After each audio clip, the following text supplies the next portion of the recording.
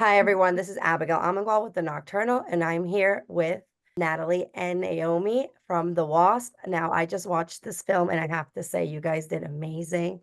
Every time I thought something was going to happen, it just like turned like all the way around and like completely caught me off guard. Naomi, I want to start with you. You play Heather, and at first, you know, in the beginning of the film, I feel like Heather's misunderstood. She's going through a lot. She's trying to be this perfect wife, but I don't feel bad at the end of the film. Let me just say that. Through so much, Abigail. How dare you?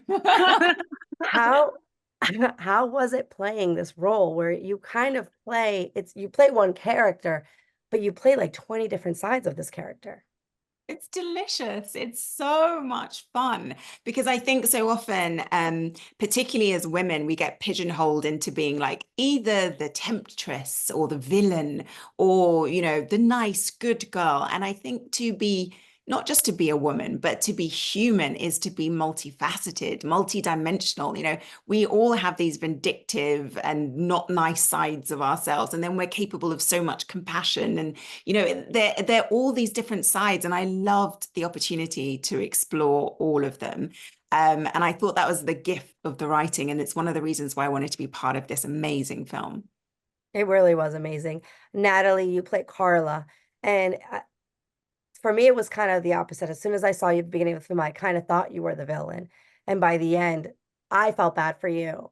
And you have obviously a really, really hard childhood in both sense, going at home, and obviously you weren't the best friend to Heather. Carla wasn't the best friend to Heather in school, but then she calls you up after so many years asking for help, but things have obviously turned.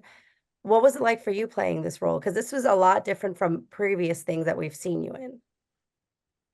Yeah, and I think it was one of the reasons I was attracted to the role is because I knew it would challenge people's perceptions of what my casting box is.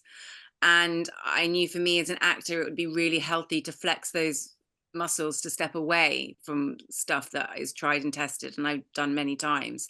It was physically as well as mentally a challenge, a climb for me, this job, which just made it even all the more rewarding when you get to see the finished project, Mm. the finished product, sorry.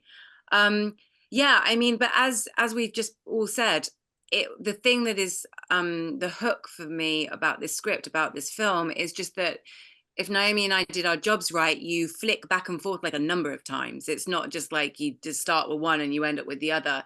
It's like you've actually changed allegiance and sympathy maybe 10 or 15 times during the course of the movie, before you settle. And if you do settle, I think some people, it's like a perfect, bar conversation after the cinema. It's like people will have different opinions as to who is more responsible than the other. And that's just good drama, right? That's good drama when it's not binary, when it's not black and white like that. No, I loved it. There was a lot of gray in there. What was both of you? What was your favorite part of the movie to film? I Oh, I really love love. the Sorry. talking. Sorry, is that what you're going to say? What are you No, going to say? I love the walking and talking in Bath. I really enjoyed that. Interesting. Okay. I loved when we got to regress into being our younger selves and really play with each other and just have fun. It's just such a wonderful moment of lightness in quite a heavy film. I mean, there's a lot of humor in the film, but it's also quite heavy and dark. And so I loved this playful scene between Carla and Heather. What I is that? think the walking and talking, I think the walking and talking scene is in the same vibe. It's kind of like you see how they might have been two girls like walking to school together. You like, you did what? What did you do? What did you say to him? Oh my God. Like, I think you and I both, it's a similar thing tonally. Yeah. What is the message that you want the audience to receive? Mhm. I don't know if I want the audience to take away one particular message. And I don't know if I want to tell people like this is the message that you take away from the movie, because I think the movie has so many different messages. And I think that's its beauty. And I think as you watch it, each person, you know, you're sitting next to someone, you're really close to them, but actually you'll take a completely different message to the person you're sitting next to. And I think that's what makes it so beautiful. Even you will watch the movie and some will absolutely hate Heather by the end and love Carla, and some will hate Carla and love Heather. And that's wonderful as well. Like I just think it's such a beautiful movie because it's not simplistic in any way, shape, or form. And that comes down to its messaging. Natalie? Yeah, I mean, it's about, for me, I don't know about what I want people to take away, but for me, the movie is about choice. It's about whatever happens to you in life, even if you've got a gun held to your head, you have the choice whether to scream or not. So, and you know, we all deal with that on a day-to-day basis in our lives. You know, we feel disempowered, but in certain areas, but then we're empowered in other places. We take it about taking personal responsibility. And you know, these two women have been through so much, both of them, as individuals. Injustice has been done to both of them.